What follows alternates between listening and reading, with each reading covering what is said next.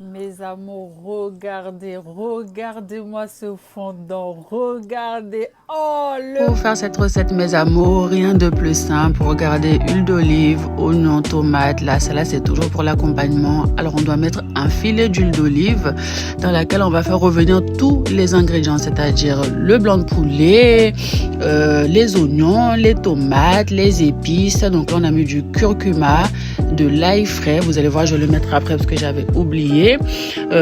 Du poivre, du curry et un petit peu de sel avec du cube pour agrémenter le tout.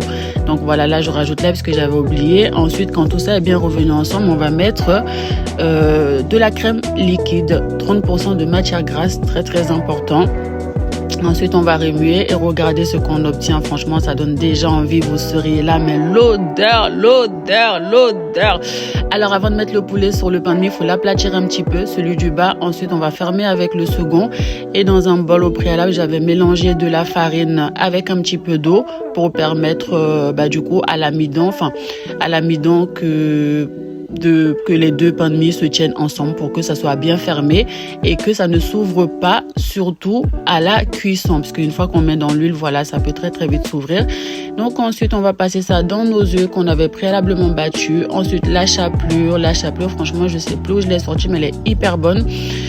Si vous êtes intéressé, je pourrais retrouver où on l'achète et je vous le mettrai en descriptif. Voilà, laissez-moi des commentaires pour me demander. Donc voilà le résultat et on a notre testeuse qui est toujours là à côté, qui attend pour tester et vous dire ce qu'elle en pense.